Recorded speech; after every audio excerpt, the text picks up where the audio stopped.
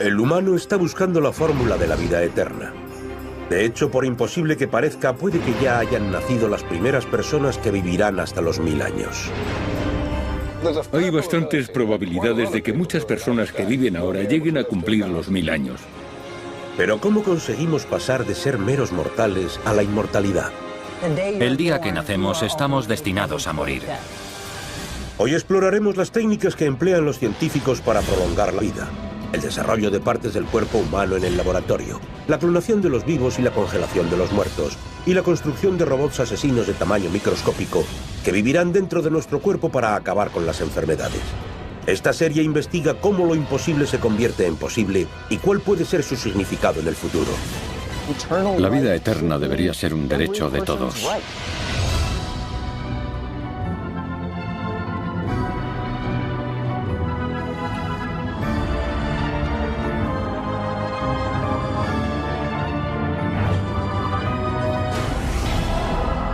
Esto es imposible. Vida eterna. Abril de 2008. Unos documentos clasificados caen en manos de la prensa y hacen saltar la alarma. El gobierno está llevando a cabo una operación secreta para extraer el ADN de todos los recién nacidos sin consentimiento. El gobierno actúa basándose en el derecho otorgado por una ley firmada el 24 de abril de 2008 por el presidente George Bush. La ley se conoce como Estudio Selectivo de Recién Nacidos para Salvar Vidas. Como parte del programa, los hospitales tienen el derecho de sacarle sangre a los bebés sin el permiso de sus padres. Posteriormente extraen de ella muestras de ADN y las guardan en los biobancos del gobierno para su utilización en experimentos genéticos. Este proyecto, que luego se convirtió en ley con la firma del presidente Bush, significa crear un depósito permanente de material genético. El gobierno lo puede utilizar para el propósito que desee y se considera de su propiedad, pero esto establece un precedente muy peligroso. ¿Para qué quería el gobierno el ADN de sus ciudadanos? Una teoría es que se podría utilizar para encontrar la cura de enfermedades. Otra, que podría emplearse para hacer un seguimiento de la salud de una persona que nace con defectos genéticos. El lado oscuro de esto es que este ADN es ahora propiedad del gobierno. ¿Significa esto que la investigación genética va a estar dirigida por él? Si podemos desencadenar el ADN, podemos reconstruirlo como queramos. ¿Es el programa del gobierno un intento de eliminar genéticamente defectos no deseados? ¿O hay otra razón para impulsar este tipo de investigación? El hombre está buscando la fórmula de la vida eterna. Los avances en el desarrollo de medicinas y en la cirugía prácticamente doblaron nuestra esperanza de vida en el siglo pasado, que pasó de los 47 años en 1900 a los casi 80 de hoy en día. Si esta tendencia continúa, la inmortalidad es ya algo cercano. En teoría, con un biobanco genético, el gobierno tendría una clave más para resolver la incógnita de la inmortalidad. En realidad, ¿cuánto podemos vivir? Estos son Gertrude Baines y Walter Bruning, la mujer y el hombre más viejos de Estados Unidos. Gertrude nació el 6 de abril de 1894. Tiene 115 años. Walter nació el 21 de septiembre de 1896. Tiene 113 años. Según los diagramas de esperanza de vida del gobierno, ambos deberían haber muerto en la década de 1970. En su vida han vivido muchos cambios. Eran niños cuando estalló la guerra entre España y Estados Unidos en 1898. Tenían 20 y 17 años cuando comenzó la Primera Guerra Mundial. Pasaron la infancia sin ver jamás una bombilla. Gertrude tenía 9 años cuando los hermanos Wright pusieron a prueba el primer aeroplano. Y 75 cuando el hombre caminó sobre la luna. ¿Son Gertrude y Walter una visión de lo que puede ser el futuro normal de los supercentenarios? ¿Gente que supera de forma natural los 110 años sin los efectos del envejecimiento? Algunos dicen que 110 años puede ser el equivalente a la infancia en el futuro. Y quizá la gente pueda llegar a vivir 1000 años. Yo quiero vivir de forma indefinida. Ese siempre ha sido el objetivo de la humanidad. Creo que todos reconocemos que la muerte es una gran tragedia. Significa una pérdida enorme y creo que es justo lo que vamos a conseguir superar. La barrera que nos separa de la inmortalidad es la muerte. Desde el momento en que nacemos, en realidad empezamos a morir. Cada respiración, cada latido del corazón nos hace dar un paso más hacia la tumba. ¿Realmente podemos vivir para siempre? Nuestra idea es reunir el conjunto de tareas que hay que realizar para lograr la vida eterna. Primera, alterar genéticamente las células para que no dejen de multiplicarse. Al mismo tiempo, esta es la clave para ralentizar el envejecimiento. Segunda, desarrollar miembros que nos valgan de sustituto. Tercera, evitar la pérdida de células sanguíneas. Cuarta, construir minúsculos robots médicos que puedan vivir en nuestros cuerpos y combatir cualquier enfermedad. No os creáis que esto es tan descabellado. Nuestro objetivo, ver qué técnica puede permitir la vida eterna.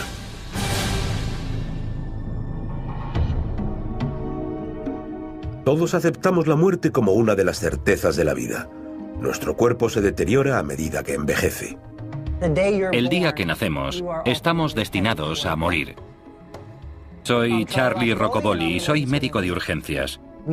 Todas nuestras células pueden soportar un número finito de divisiones.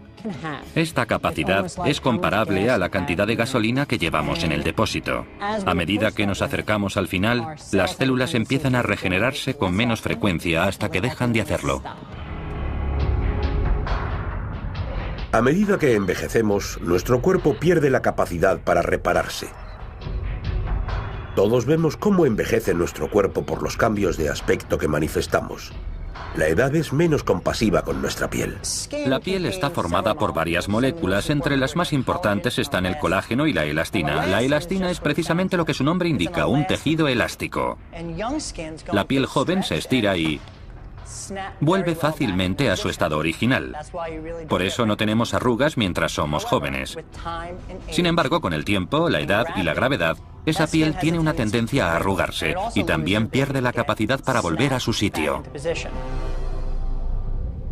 Mientras que los efectos del envejecimiento en la piel son visibles, dentro de nosotros ocurren otros cambios. Las fibras musculares se contraen.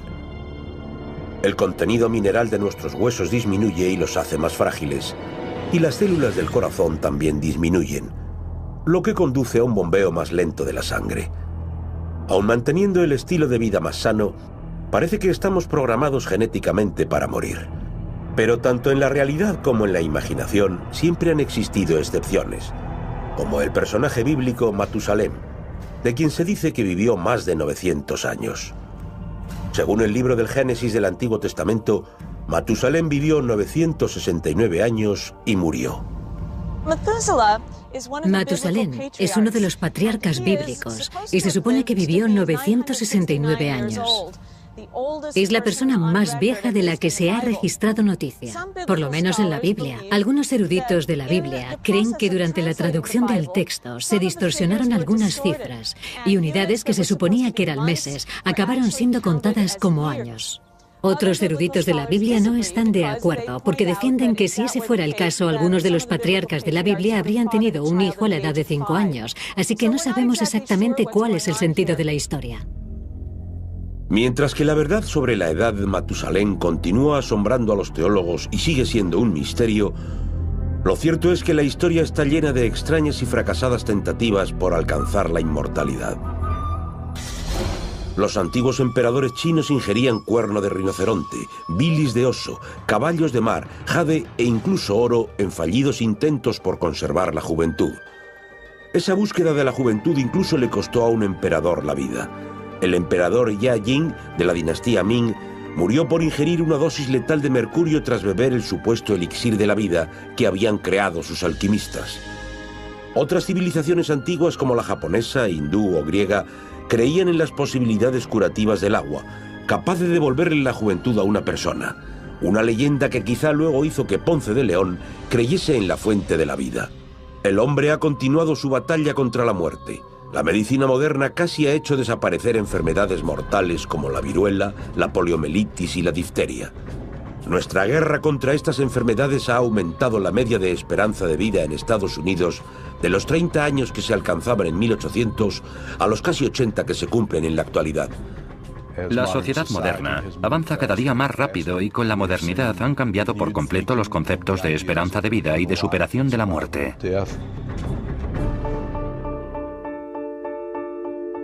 Entonces llegó un anuncio revolucionario. ¿Imposible? Decidirlo está en tus manos. En 2004, el doctor Aubrey de Grey, director general de ciencias de la Fundación Matusalén, anunció que en el 2060 la humanidad podrá vivir más años de lo que nunca se imaginó.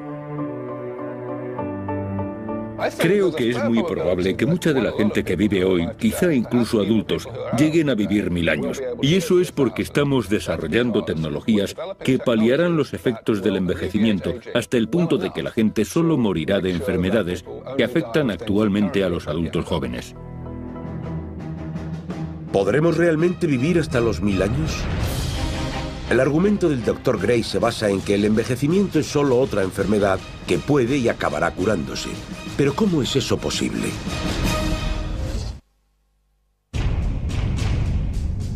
El deseo del hombre de engañar a la parca y alcanzar la inmortalidad dio lugar a mediados de los años 60 a una idea cuya polémica asombró al mundo. ¿Qué pasaría si congelásemos a los hombres, los almacenásemos durante décadas y los descongelásemos para devolverlos a la vida? El procedimiento se conoce con el nombre de criónica. El objetivo de la criónica es mantener a la gente en un estado de muerte legal que no es necesariamente biológica hasta que tengamos tecnología suficiente para ser capaces de recuperarlos de su estado de criopreservación y remediar la causa que provocó su muerte. 1966, Glendale, California. James Bedford, de 73 años y profesor retirado de psicología, está muriendo de cáncer. James responde a un anuncio publicado por un grupo formado recientemente, la Sociedad de Criónica de California. El anuncio ofrece la congelación gratuita a la primera persona que se ofrezca a someterse a un procedimiento poco conocido llamado suspensión criónica. La criónica se parece a las intervenciones médicas de urgencia. La sangre se retira del cuerpo y se sustituye con una solución que protege al cuerpo contra el frío extremo. Pero el auténtico principio de la criónica es que una vez que se mantiene a alguien en nitrógeno líquido, esa persona puede permanecer en ese medio durante miles de años sin ninguna alteración en su estado. El 12 de enero de 1967, James Bedford está a punto de convertirse en el primer paciente de un osado experimento por alcanzar la vida eterna. A medida que se acerca la hora de su muerte, su médico, el doctor Reynold Abel, le acompaña en el lecho con enormes tanques llenos de hielo. En cuanto Bedford cierra los ojos y da su última bocanada, el doctor Abel empieza a envolver su cuerpo en hielo. El doctor Abel y su equipo le quitan a Bedford la sangre y la sustituyen con un anticongelante y dedican 8 horas a envolverlo en hielo hasta que quede totalmente tieso.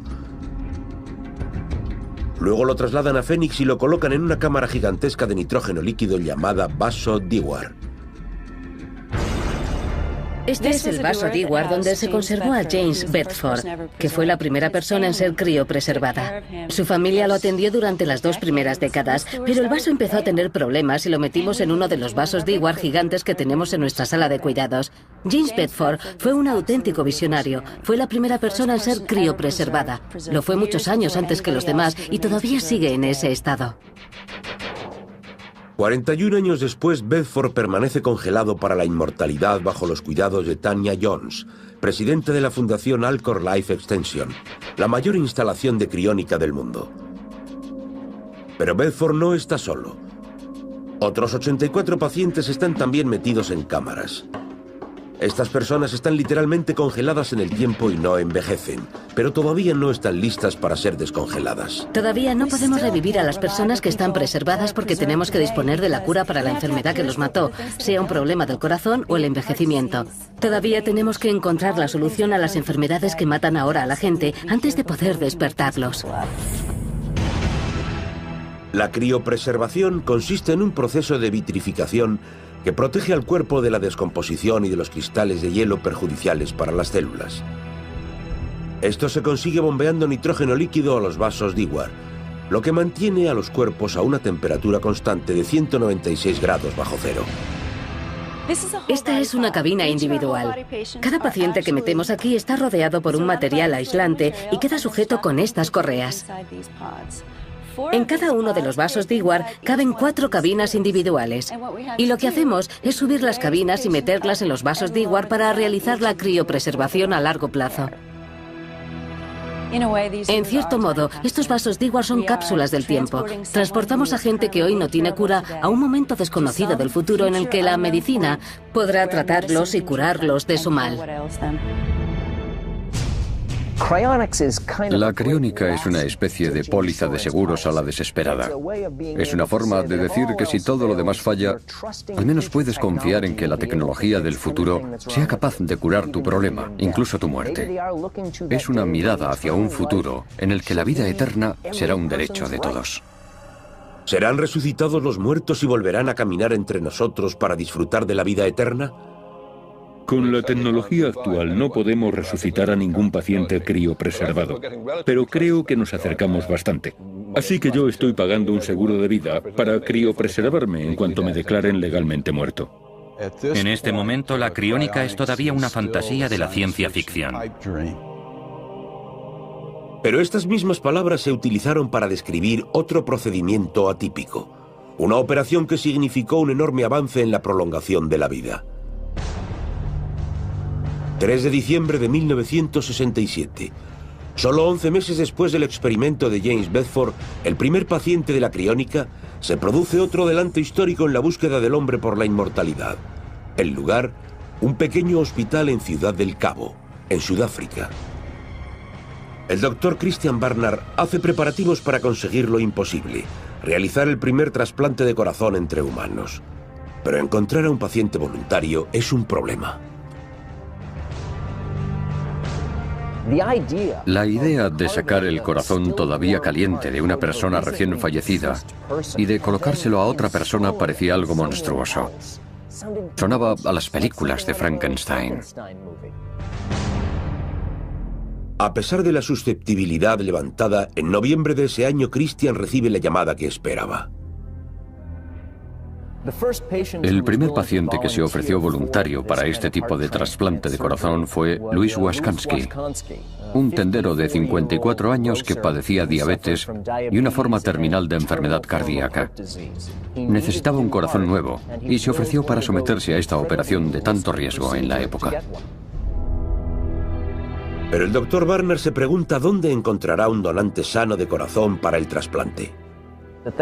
En esa época, la gente no estaba tan acostumbrada a la idea de donar órganos y el hecho de que un médico se acercase al familiar de un recién fallecido y le sugiriese la posibilidad de quitarle el corazón para implantárselo a otra persona tenía tintes macabros. Pero hubo una familia que demostró su valentía y una visión distinta de las cosas. El 3 de diciembre de 1967, un coche atropella a Denise Darvall, de 24 años, y le provoca graves daños cerebrales. Cuando a su padre le preguntan si donaría el corazón de Denise, el padre dice que sí. El doctor Barnard y el equipo de cirujanos se ponen manos a la obra para quitarle el corazón enfermo a Louis Waskansky y sustituirlo con el corazón sano de Denise. La operación duró 9 horas. El doctor Christian Barnard tuvo que reunir a un equipo de 27 personas para mantener en todo momento al paciente bajo control y asegurarse de que el corazón nuevo estaba sano durante la extracción al donante y durante su colocación en el pecho del receptor. Los médicos salen tras las 9 horas de operación conscientes de haber sido pioneros en superar una nueva barrera. Los médicos han realizado con éxito el primer trasplante de corazón entre humanos. La humanidad ha dado un valiente paso adelante en su búsqueda de la vida eterna. Actualmente cualquier miembro del cuerpo se puede sustituir igual que el silenciador o el carburador del coche. El trabajo de un cirujano es muy semejante al que realiza un mecánico cuando sustituye una pieza de un coche. Lo que pasa es que aquí hay menos posibilidades de cometer un error. Si tienes un problema con una pieza del coche y sigue haciendo ruido, vuelves al taller a que te la vuelvan a cambiar. Pero si cometes un error durante una operación y esa persona se muere, no hay segundas oportunidades. Descubrimos la manera de sustituir los órganos destruidos o defectuosos. Y cuando eso ocurrió, alguna gente empezó a pensar que quizá se podía empezar a derrotar a la muerte, que quizá en algún momento llegásemos a vivir para siempre. Pero a pesar de los beneficios, los trasplantes también tienen un lado oscuro. El éxito de los trasplantes ha sido también nuestra perdición. Cada vez hay más gente que cree que puede mejorar su vida o salvarse con un trasplante.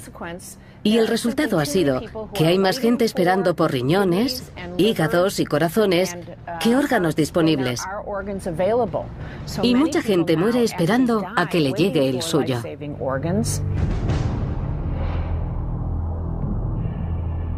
Bill Wall es uno de los afortunados. Bill no solo se ha sometido a un trasplante de corazón, sino a 2. Tuve muchísima suerte. Estaba ingresado en Tucson, en Arizona, en la clínica Sarver Heart del University Medical Center, cuando recibí el corazón de Brady Michaels, actor y especialista aéreo de 36 años. Pero la oportunidad de vivir más tiempo tuvo extraños y escalofriantes efectos secundarios.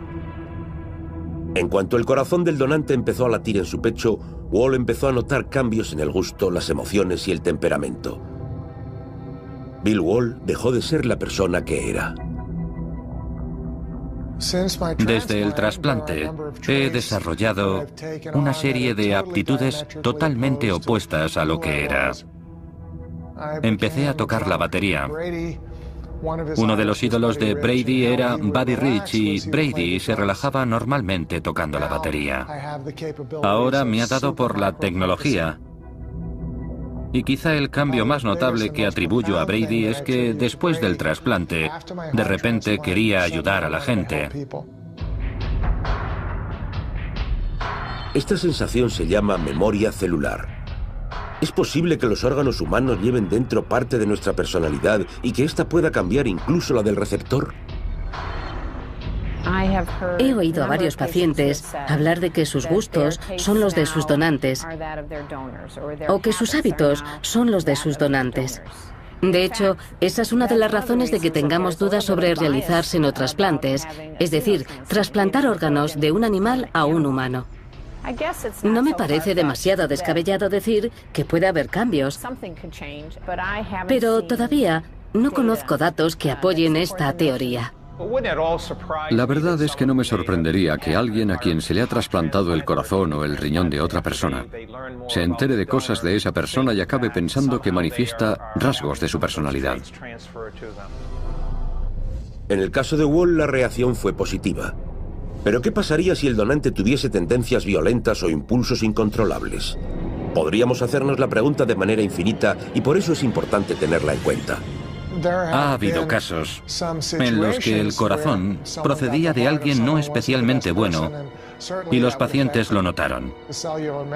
La memoria celular está en los órganos principales, como los pulmones o el corazón, depositarios de una gran cantidad de ADN, de buena parte de la personalidad del donante.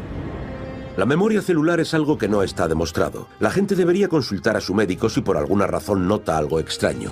Pero hay una persona que quizá demuestre que es un aspecto indiscutible.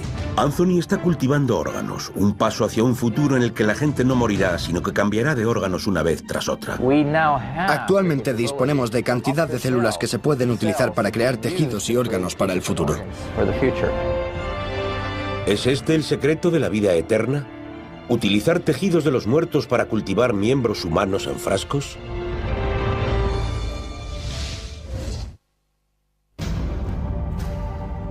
La capacidad de trasplantar órganos, igual que se cambian las piezas de un coche, ha abierto las puertas hacia la vida eterna.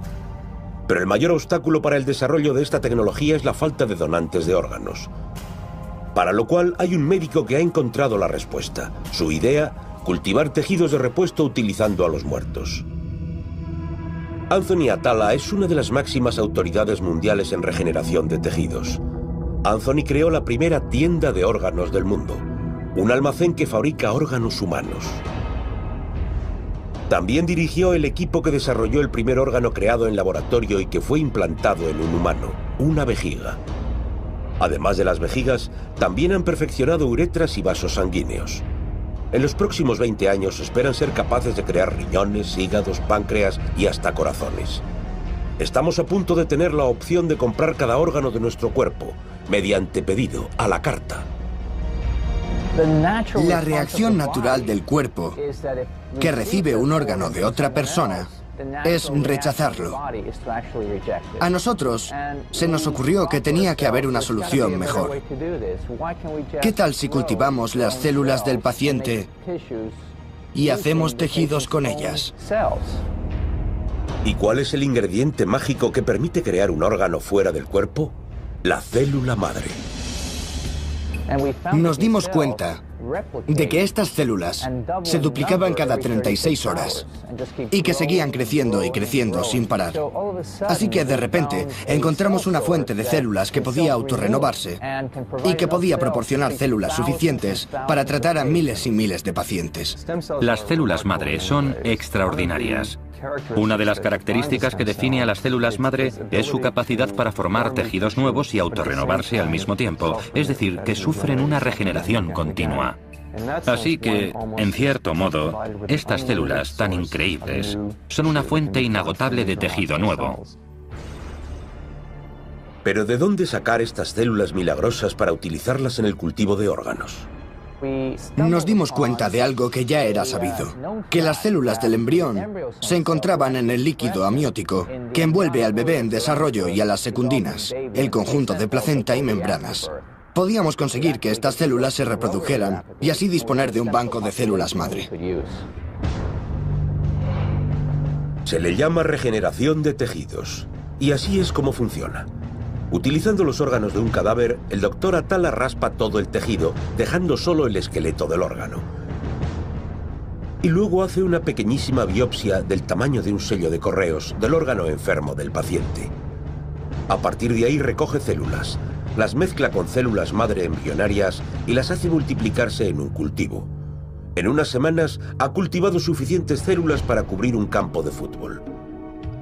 Finalmente dispone las células nuevas sobre la estructura del órgano y de manera semejante a la formación programada de un cristal se forma el nuevo órgano. Este es el esqueleto de una oreja creada a partir de un cadáver. Introduciendo células madre, el doctor Atala espera ver una oreja nueva en solo 8 semanas.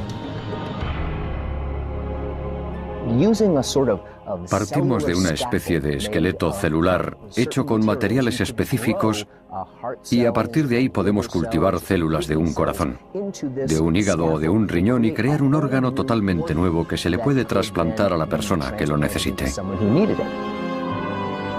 Uno de los primeros tejidos sobre los que trabajamos fue la vejiga. Después de trabajar año tras año con esta tecnología,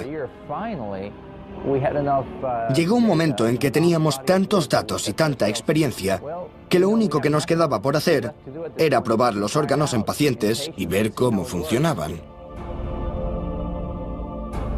El doctor Atala ha tenido mucho éxito en la creación de órganos. Sus uretras y vejigas hechas a medida se han utilizado en más de 70 trasplantes y han prolongado la vida de pacientes que, de no ser por él, habrían muerto de forma prematura. Pero ¿qué pasaría si pudiésemos ir un paso más allá? Si en vez de reemplazar órganos, creásemos copias enteras de nosotros mismos y transfiriésemos la conciencia de nuestro cuerpo a nuestro clon. Es decir, si creásemos verdaderos Frankenstein. Puede que eso esté más cerca de lo que pensamos. 1996. Los científicos Ian Wilmut y Keith Campbell trabajan en secreto en el Instituto Roslin de Edimburgo, en Escocia. Su proyecto, un asunto polémico. La clonación de una oveja a partir de una célula de una oveja adulta. Algo que muchos científicos veían como un imposible. Para hacer el clon, lo primero fue extraer un óvulo y retirar todo su material genético. Luego extrajeron un núcleo celular de la oveja que querían clonar y lo introdujeron en el óvulo vaciado. Si la fusión funcionaba, la célula creada sería una réplica exacta del original. Pero el primer intento fracasa. A pesar del revés, el equipo de científicos sigue intentándolo hasta 277 veces. Finalmente, en el intento 278 lo consiguen. Un óvulo clonado. El óvulo clonado se implantó en una madre portadora. Y 5 meses después tuvo lugar un parto con repercusión internacional. Había nacido Dolly, el primer mamífero resultado de una clonación. Aquel gigantesco avance definió el estatus de la vida y la inmortalidad. Dolly vivió 6 años y dio a luz a 6 corderos antes de morir. También fue la causa de acalorados debates y polémicas. Muchos se preguntaban, ¿será el hombre la siguiente cobaya? La clonación es una técnica extremadamente compleja, llena de fracasos. Me parece totalmente normal que la gente se preocupe por los usos que se le pueden dar a la clonación. Sin duda implica riesgos para la salud.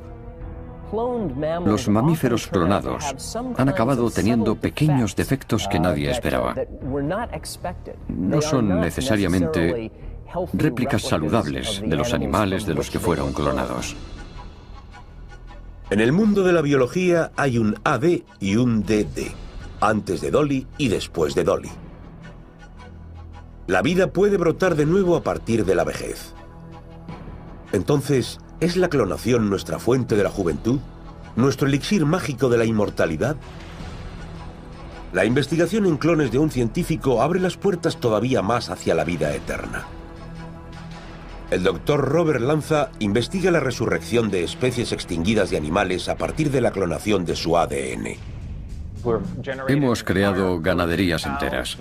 Hemos clonado un gaur, también hemos clonado a un animal conocido como banteng. De hecho, las células estaban congeladas y lo que hicimos fue resucitar a un animal que había muerto hacía un cuarto de siglo. Yo creo que cada vez se van a utilizar más estas técnicas y que no solo se van a clonar organismos completos y especies en extinción, sino que se van a clonar tejidos y células que se puedan utilizar para restaurar tejidos dañados y aumentar la longevidad. Pero el doctor Lanza es tajante cuando se trata de humanos. Toda la comunidad científica está de acuerdo con que la clonación humana no solo no es ética, sino que no es segura.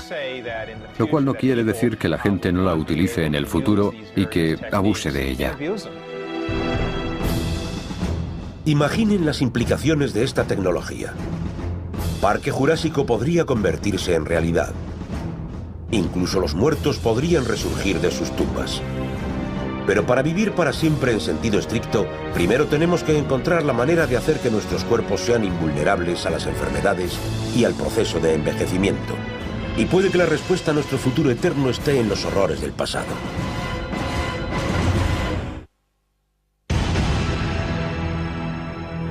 La búsqueda de la vida eterna ha conducido a los científicos por caminos muy diversos. Quizá el más extraño, la idea de que quizá la sangre joven pueda contener el elixir de la inmortalidad. Por extraño que parezca, es una noción que se puede remontar a la Transilvania del siglo XVI y a una condesa llamada Elizabeth Bathory. Madame Bathory era una condesa húngara que vivió en el siglo XVI, pero más bien se la conoce por ser la primera asesina en serie de la historia.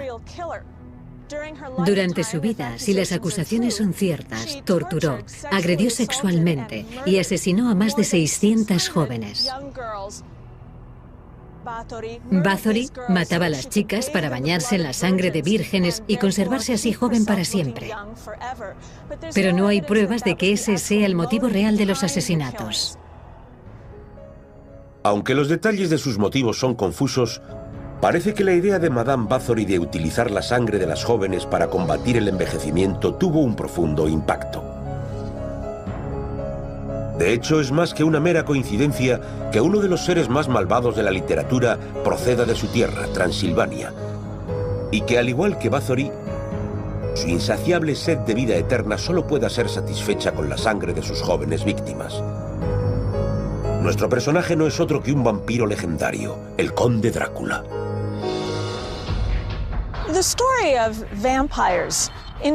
La historia de los vampiros, de seres o espíritus que chupaban la sangre, la vida y la vitalidad de los seres humanos, es muy antigua y se difundió por todo el occidente de Europa. además de existir en otras culturas del mundo. Yo creo que quizás surgió en tiempos antiguos, porque la gente veía cómo otras personas se debilitaban, se consumían y morían, y buscaban una explicación a este fenómeno. Con la publicación en 1897 de Drácula, el clásico gótico de Bram Stoker, los vampiros se convirtieron en los monstruos más temidos del folclore popular. Con su hábito de chuparle la sangre a sus víctimas hasta robarles la vitalidad, siempre se los identificó con la inmortalidad.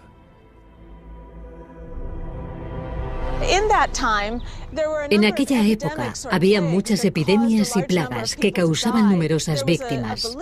Se creía que el espíritu del fallecido podía regresar y quizá extraer la vitalidad de sus parientes vivos y provocar también su muerte. Yo no creo que los vampiros chupasen la sangre de la gente para obtener la inmortalidad, sino que eran seres espirituales que no estaban sujetos a las mismas leyes de la mortalidad a las que están sujetos los humanos. ¿Pero qué hay de las leyes de la ciencia? ¿Hay algún vínculo científico entre la sed de los vampiros por la sangre joven y la inmortalidad? Quizá estén más relacionados de lo que nos creemos. Es interesante pensar en los relatos de vampiros que surgen a lo largo de la historia, en cómo la sangre joven, las secreciones de los jóvenes, podían ayudar a la gente a conservar la juventud, aunque no está claro de dónde proceden tales ideas. Lo que ocurre es que ese pensamiento coincide con nuestra idea de que quizá haya factores en los individuos jóvenes, en los ratones o en los humanos que favorecen la juventud. El doctor Randall lleva tiempo estudiando la sangre joven y ha descubierto que un cuerpo joven es como un coche recién salido de fábrica. Todo es nuevo y funciona a la perfección.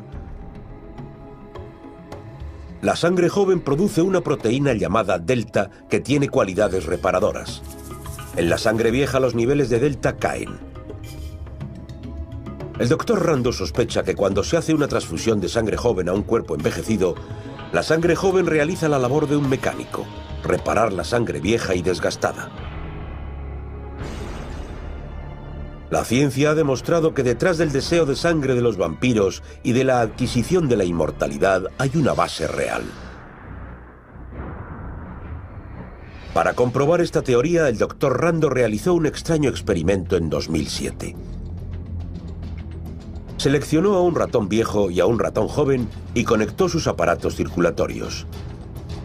A medida que la sangre del ratón joven entraba en la del viejo, ocurrió algo extraordinario.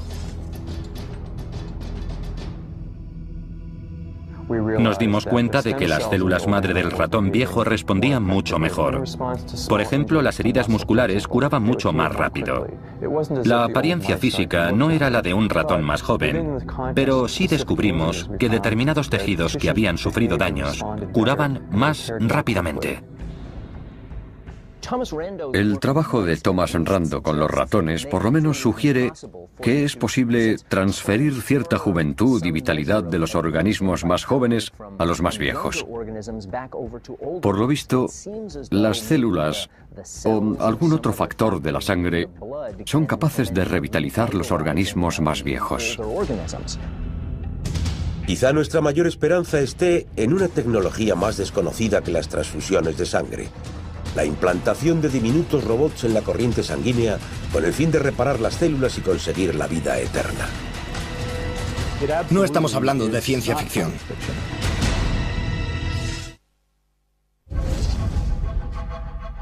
El secreto de la búsqueda de la inmortalidad por el hombre podría estar en un extraordinario invento de la tecnología invisible a primera vista: robots más pequeños que una mota de polvo, pero con capacidad para reparar las células en cuanto empecemos a dar muestras de envejecimiento o desgaste. En un laboratorio de la Universidad de Wake Forest, en Carolina del Norte, esta tecnología aparentemente imposible se está haciendo realidad. No estamos hablando de ciencia ficción. Ya hemos inventado gasas para las quemaduras que matan a las bacterias sin utilizar antibióticos. Así las bacterias no se hacen resistentes a los antibióticos. El causante de esto son las nanopartículas de plata, que ya se emplean en la actualidad. Los nanorobots son la última arma de alta tecnología diseñada para combatir la enfermedad. Su objetivo: buscar y destruir los virus mortales. Estos increíbles robots de la sangre, construidos fundamentalmente de carbono, son como 1 millón de veces más finos que un pelo humano. Si pongo uno de estos robots, que tiene un ancho de 1,5 nanómetros, al lado de una cadena de ADN, el ADN podría envolverlo. Así de pequeño es. Estos diminutos asesinos se construyen uniendo átomos y moléculas microscópicos y tienen el aspecto de unos seres un tanto peculiares. Se les puede denominar parásitos manufacturados con increíbles cualidades curativas.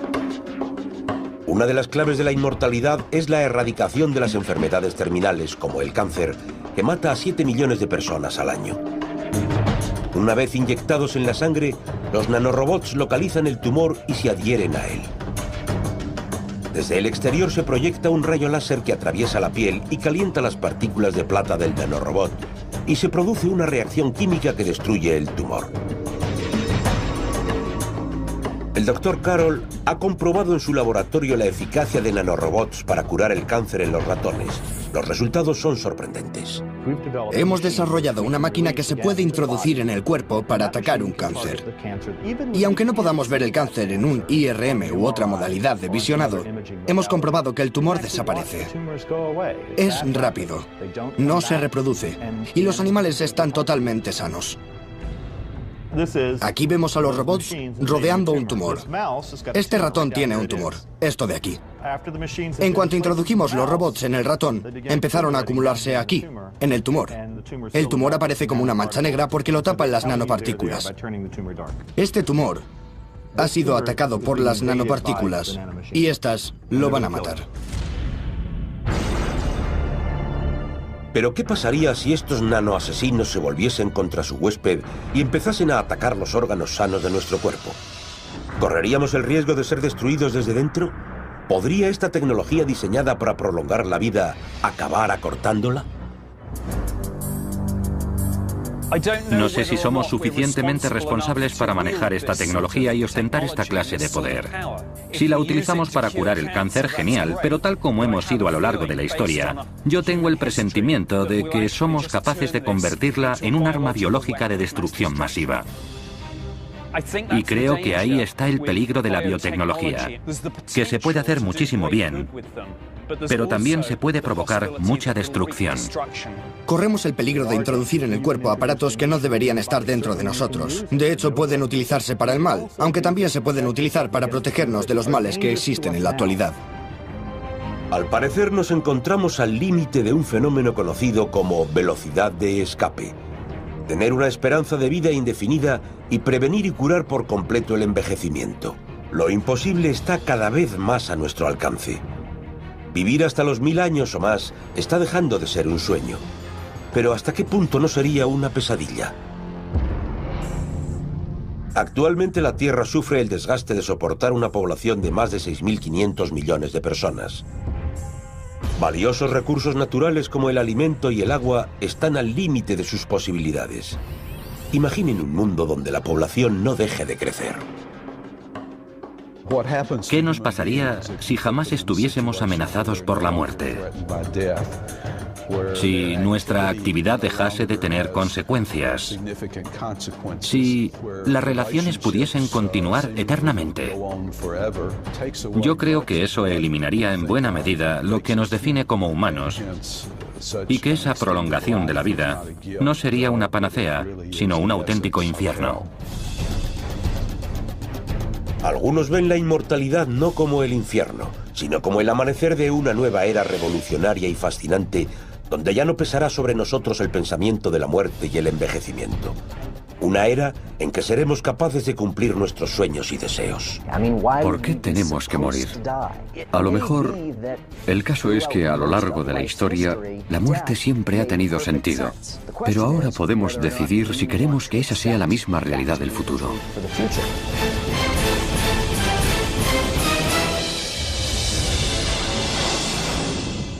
Vivir de forma indefinida. Ese siempre ha sido el objetivo de la humanidad. Creo que todos reconocemos que la muerte es una gran tragedia. Significa una pérdida enorme y creo que es justo lo que vamos a conseguir superar. La barrera que nos separa de la inmortalidad es la muerte. Desde el momento en que nacemos, en realidad empezamos a morir. Cada respiración, cada latido del corazón nos hace dar un paso más hacia la tumba. ¿Realmente podemos vivir para siempre? Nuestra idea es reunir el conjunto de tareas que hay que realizar para lograr la vida eterna.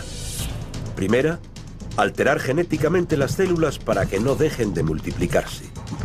Al mismo tiempo, esta es la clave para ralentizar el envejecimiento. Segunda, desarrollar miembros que nos valgan de sustituto. Tercera, evitar la pérdida de células sanguíneas. Cuarta, construir minúsculos robots médicos que puedan vivir en nuestros cuerpos y combatir cualquier enfermedad. No os creáis que esto es tan descabellado. Nuestro objetivo, ver qué técnica puede permitir la vida eterna. Persona que nace con defectos genéticos.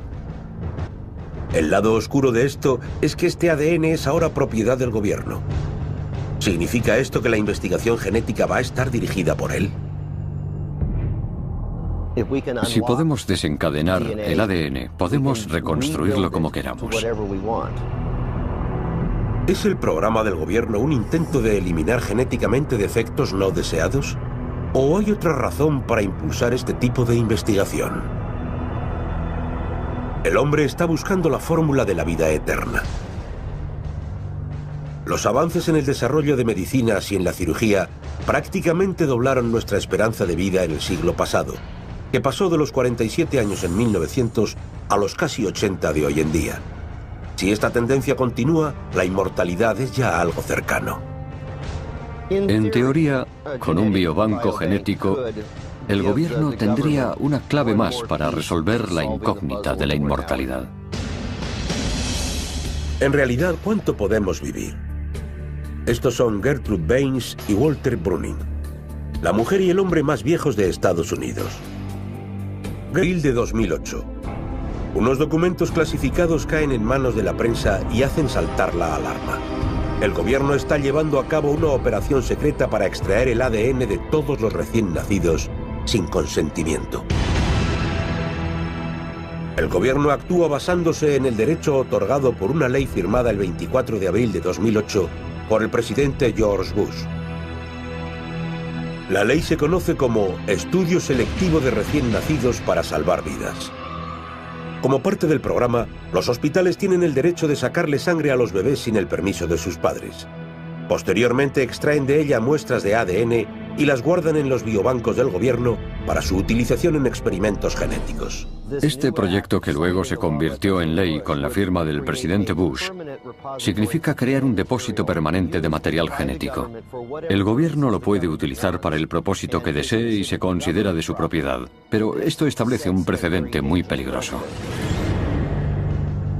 ¿Para qué quería el gobierno el ADN de sus ciudadanos? Una teoría es que se podría utilizar para encontrar la cura de enfermedades. Otra, que podría emplearse para hacer un seguimiento de la salud de una persona. Gertrude nació el 6 de abril de 1894. Tiene 115 años.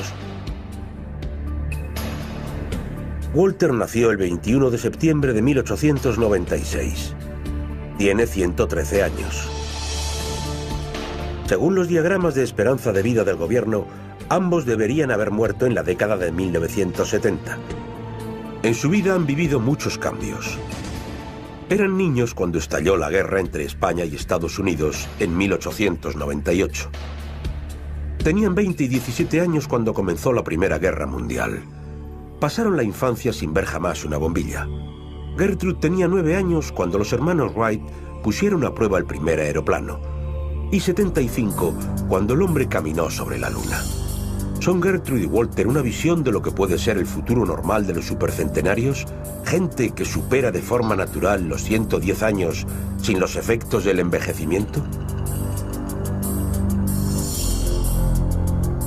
Algunos dicen que 110 años puede ser el equivalente a la infancia en el futuro. Y quizá la gente pueda llegar a vivir 1000 años. Yo quiero... El humano está buscando la fórmula de la vida eterna. De hecho, por imposible que parezca, puede que ya hayan nacido las primeras personas que vivirán hasta los 1000 años.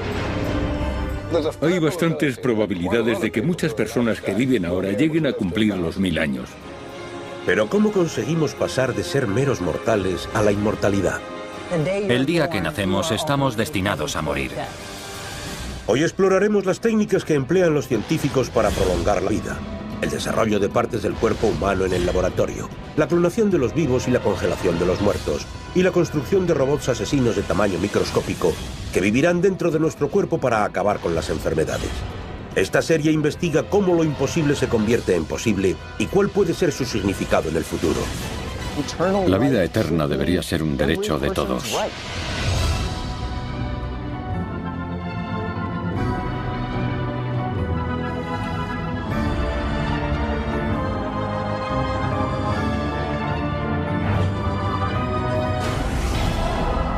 Esto es imposible. Vida eterna.